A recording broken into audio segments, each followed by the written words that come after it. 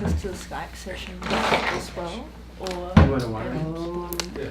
That's a good question. I mean, I'm just wondering how detailed my notes should be because it's So without further ado, yeah, I've been trying to take as many as you can, but I think there's a video replay. you ready, Bob? Cool. Mr. Eddie Gray.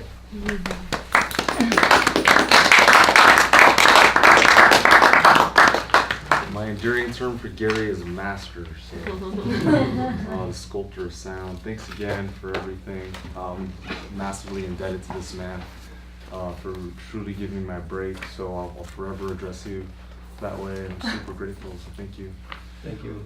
Also, the man who got the whole thing started for me, really wanted to thank you. As you know, I would be here, and I'm 100% positive about that. I just finished scoring my second show as head composer. It's actually on November 6th. It's called The Healer on TLC, and if you guys would like to check it out. Nice. Thank you. But it started with him, and so thank you. Hey, thanks for taking one of our tracks for the show too. Oh yeah, there you go. Yeah. So I'm here to talk about, so my name is Eddie Gray, eddiegraymusic.com. I'm here to talk about Metadata. I'll tell you a little bit about my story. If you have any questions, throughout, by all means, I'm here to serve. And so I'll start with my story. So I've always been in love with music. And actually I'll pass these out so we can kind of multitask. There are 3 sheets, 1, 2, 3. First one looks like this, the second one says styles, and the last one says moods. If you wouldn't mind just passing those out. Take 3 and pass them out.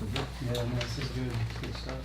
So my name's Eddie Gray, as I said. I fell in love with music when I was about 8 years old. I had a really crazy uncle that used to basically kind of shove me into these rooms of, and he used to collect like a bunch of old computers and synthesizers, and he didn't know how to play them, which is really the weird thing. He was just like a real like eccentric kind of kooky guy, which kind of is probably where I got it from. So anyway, he just used to urge me and push me into these rooms, and I had the liberty of just playing and experimenting, and it sounded awful, but the fact that I had that much time and room to not be perfect, like I didn't get lessons, I thought that was really good for me personally, because it was just free reign, and so that's where it all kind of started. Pure experimentation and just loving god-awful noise. Of course that can only last for so long. You have to grow up a bit, and so then I got into playing guitar when the punk movement of the 90s came about, and that was a great time for music. It was right after like the grunge scene. So I grew up in mosh pits and like crowd surfing, like dyeing my hair and spiking it up, and all that was fantastic, and I loved it. Anyway, at some point after playing the power chord, enough times, I thought, well, why does Green Day or Rancid or Offspring or NoFX sound like this, and why do the Beatles and Bob Marley and Earth, Wind and Fire sound like this? And that is when the study of music began for me. I wanted to understand it on a deeper level, and I wanted to know what the chasm was and why it was different. And I discovered that I had a really good ear. I could just listen to music and I could just hear all the different qualities and all the different timbres, and I absolutely fell in love with it, and I'm still to this day even more in love with it now, because I realize like how little I actually know, and I swear I could spend the rest of my life, and I'm going to spend the rest of my life doing this, and it's never going to be enough, and I'm just so in love with it. So that's my story in a nutshell. I took guitar lessons, I took voice lessons, I played, I toured, I recorded several albums. I just always wanted more. Then I got to a point where I needed to see a return on it. I worked so hard on this craft, and I was like a perfectionist, and I wasn't seeing enough of a return. And I ended up getting a residency at a place called the Wits End in Venice, California, and it was a great residency. Like, we sold out 3 of the shows, and I remember I was just done. Like, it felt like a relationship, like a girlfriend, and it was like, this is not happening anymore, So I lay down on my couch on my living room floor, and I played video games for about a month, and I was really depressed. And my wife would just kind of walk by me and just stare, and And then I looked at my phone and I went into my bank account and I saw some money in there, and I saw an extra $1,500. Speaking of, so sorry, I might have to check because my daughter. Yeah, we're good. I have nannies and. So I checked my account. I saw some money. I was stoked because I wasn't doing anything but playing video games for a month. And then I realized, oh my God, I met a music supervisor about a year ago, and I gave her all of my tunes. I'd worked all those years, and she was working them in the background without me knowing. And then the lights turned on, and I thought, this is it. This is like my way in. This is how I'm gonna do it. And of course, I just kind of took that same energy that I always had, and I just kind of refocused and refunneled it. And then I had the pleasure, like I said, of meeting Aaron. He got me kind of focused with leads and how to talk to people and how to reach out to people. And he just kind of taught me the business. And of course, Gary taught me all the engineering, producing, and really the mindset and the psychology that it takes, because the business is cutthroat. You're absolutely not going to make it unless you're the very best, and I really mean it. And of every facet, not just if you're a producer, not just if you're an artist, but if you're doing publishing, or if you're doing artist relations, or it really takes a special kind of energy and a special kind of person.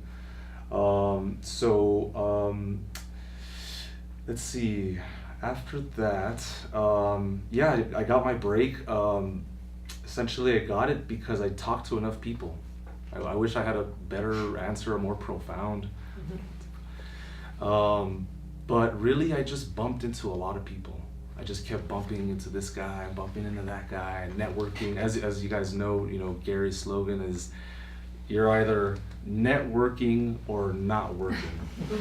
And I take what this guy says very seriously, and I really and I put it to use. So I just would network all the time, and I pass my website or give my information. And eventually I bumped into this guy, and he had a job with this company. They're called Riptide. I forgot it last week. Mm-hmm. Anyway, there you go. Oh, yeah. So Riptide is a really big publishing company in Marina del Rey, and he used to work for them. And I was trying to convince him that I had this company, and I think he kind of liked me or something. He thought I was, kind of doing something interesting. Well, anyway, long story short, he got hired to Bina Murray. Bina Murray is the company that I work for now. They're a production company, and that's how that's my story in a nutshell. So not particularly special, or I just Yes, you are. No, I'm just saying that we all have different abilities and gifts, and we all are wonderful in our own unique ways, but I just meet a lot of composers who are down about, what am I going to do, am I going to make it, and I've been there, and I'm just here to kind of spread the love and spread the hope and say that you absolutely can do whatever it is that you want to do, because I did it. And certainly if you knew where I came from, then I think that you would be convinced. But so that's my story. I love music, and I'm so grateful to the people that have helped me thus far, and I feel like I'm just getting started, and I'm just utterly grateful. So that's where I'm at. If you want to listen to the music, eddiegraymusic.com, that'll tell kind of the other side of the story. So who in here are, oh, go ahead. We need, I think, one more. Oh, yeah. Of this Here it comes. for Hunter. So I just want to get a sense of the room. One more, just right? Yeah. Okay, so because I didn't really know what I was stepping into. Is this a room full of composers or people that are interested in publishing? Or if you don't mind, just giving me a little, what are you trying to do so I can tailor this a little bit to you? I'm a composer, producer, songwriter, vocalist, and I'm here to learn as much about anything as possible. Okay, Liz. My ultimate goal is to become a film composer. Okay. So. Yeah, I see, because that helps me change the conversation a little. Electronic music producer. Okay. Cheers. Composer and getting into producing. Okay, so this is good. So I'm speaking their language. Write, record, perform, produce. Okay. Brian. Vocalist, songwriter, guitarist, and I'm here to learn as much as possible. Okay. So. Composer, production, and also the business side. What was the last thing? And also the business side The of it. business side of okay. Composer, producer. Okay, so yeah, we're all on the same page. Singer, songwriter, performer, and vocal coach. And Okay. I just signed my first deal with somebody. Well, I didn't sign the bottom line yet, but You got the with- contract. I got the contract after 20 years of networking. Oh yeah. Thursday Oh yeah. I have for stories. music supervision. Congratulations. The first 20 the years. first big deal that I ever did Overnight success. Yeah, Was with- overnight. about 20 years was with a company called Megatracks. It was really big, and they actually rejected me the first time that I submitted to them. And long story short, the leader of the company, the CEO, had resigned, and some other fellow stepped in, and of course he accepted my submission. And then of course Gary and I worked on this incredible album that you should listen to called Minimalist Synth, which I can send to you if you'd like. But yeah, so just keep pushing, because they can reject you now, but then a year later. And that was a big break, man. That was a huge, yeah. Okay, so please hit me with any questions or anything that you want to talk about. I'm a totally transparent, open book. Are you going to take questions now? Yeah, Or you yeah, gonna- throughout. Okay. Yeah. I was curious. I don't remember if I asked you this Yeah. when you were on my podcast, but how long did it take you? So, like you said, you got this check for $1,500, and now you're doing this full time, right? Yeah. This is all you do. So, how long did it take you to build up the revenue to the point where you can live off it? I'd say like a clear kind of cut answer is 4 years. Okay. I think a general answer is probably 2 if you want to start like. And how long am I going to start seeing money? I would say 2 if you're truly putting your energy, because I really invest. Like, I don't play video games. I mean, except when I was, but I don't play games. Like this. Like I think every day I just try and utilize my time and focus and try and think what's the best use of my time today. And so yeah, I think 2 years is a good like. If I don't see anything in 2 years, maybe I should start getting some help. And then 4 years or 5 is probably a good marker, just because of just the level of competition and Yeah. the amount of people that are doing it. How many hours do you work a day? What's a typical day for you? Now or before, because it's different, right? Both. Okay, so when I first started, I mean, I wasn't sleeping, and I don't recommend it. But You hit it hard. it's the way of the extremists. I certainly got some bigger bags under my eyes, but you know what? I don't regret it. Some guy asked me, he's like, "Would you take it back?" I said no, because I got to tell the story because it's just it's a deep story for me. But I was sitting in my counter where I read, and I was reading this incredible book, which I recommend totally on the side, called The Power of Concentration, which is absolutely the determining factor of one of the main reasons why I made it was because of that book, in my opinion. Well, anyway, I'm reading, and I remember I stopped. It was late at night, like 2-3 a.m., and I remember I said, "You're probably not gonna make it. Like, let's just get it out of the way."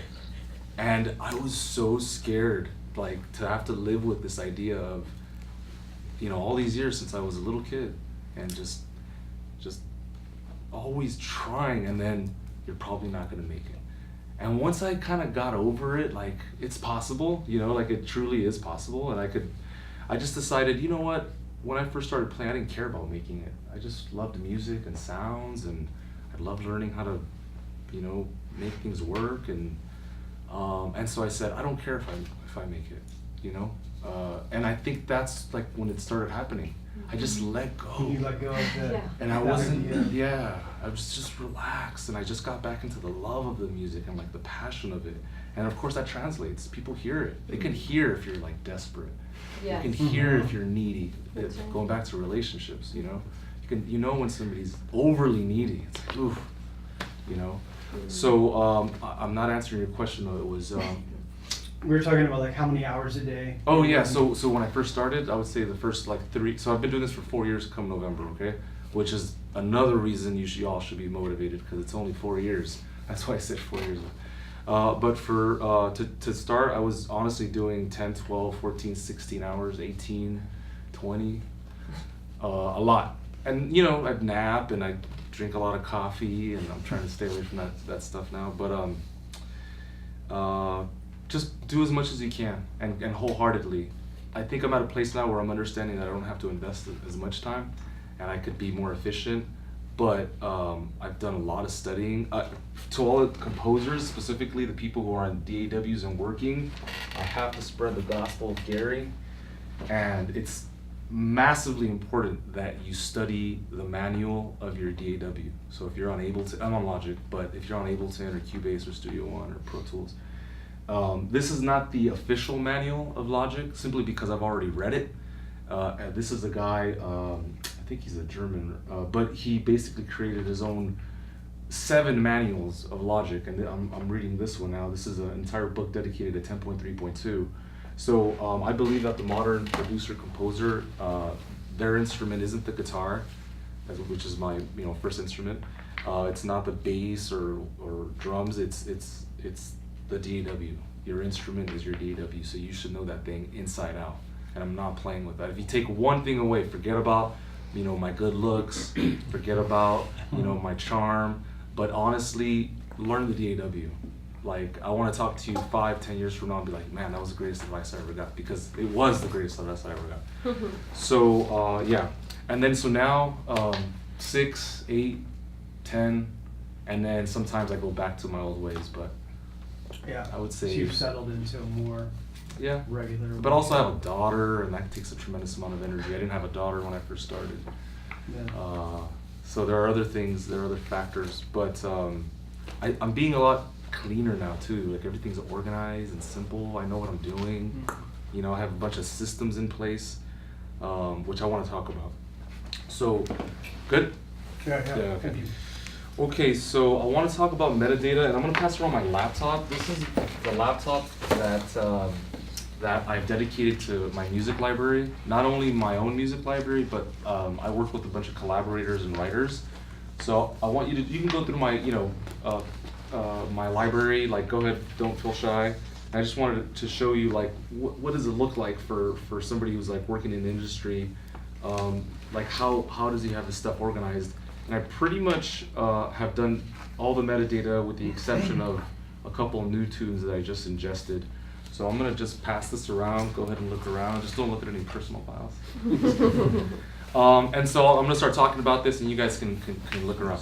So tagging your submissions on iTunes, why is this important? Because when you send your music to the music supervisor, a publisher, any labels or what have you, they're gonna want to know that you're the real deal. They're gonna want to know that they're working with a professional, and I guarantee you that they'll just hit delete or just completely avoid your email if you're not on top of your game. So I just wanted to cover this. I think this is important. And if you don't have a library of your own personal music, I highly recommend you start. We all have friends and we all have people we know. It's not a bad idea to collect some of their music if they're not publishing it or using it anyway. So this is what I did initially when I first got started. I found strength in numbers. So tagging your submission in iTunes. All this stuff in the beginning is pretty simple. So song name, the actual song name for the track. I like to capitalize, but you'll find in my library that it's not all clean. There's a lot of songs in there. I think it's about 6,000 now, maybe 5,000. Artist, band name, obviously, so you can give proper people their recognition. The album title so I own a company called High Frequency. In my case, I have basically 3 tiers. One album is called Music Cues, which is like my premier music, the finest, selections. And then I've got Music Cues 2, which is a little bit more lo-fi, maybe the recordings aren't as sophisticated, and then I've got Music Cues 3, which is just stuff that, is just kind of like on standby or I may or may not use. And that's not on that library there. I also like to separate my stings and my bumpers in case somebody says, hey, do you have 10 seconds of music? All I have to do is type in stings. Boom, it just pops up, and I just take those things, drag them in a Dropbox folder or a WeTransfer, and then just swing that off and shoot that. Can you tell me the difference between a sting and a bumper? Oh yeah. So everybody has their definitions of what this is, but based on my research and talking to several music supervisors, a sting is a track that's that can live in and of itself. In other words, you're not just going to play the last 5 seconds of your song. You're going to kind of try and make a comprehensive track from beginning to end. So that's 5 to 15 seconds. That's a sting. And you might want to look at the library and see where I do have those stings, or you can type in sting on the browser. And then a bumper is a comprehensive song. So let's just say your song is 4 minutes. You make a condensed 30-second version to 60-second version. So that's the differentiation between a sting and a bumper. 5 to 15, 30 to 60. And then after that, it's just a song, you know. Yeah. Trust me, I've had a lot of arguments and I've talked to a lot of people, but most music supervisors are going to follow that structure there. I'll just, one quick thing. Yeah.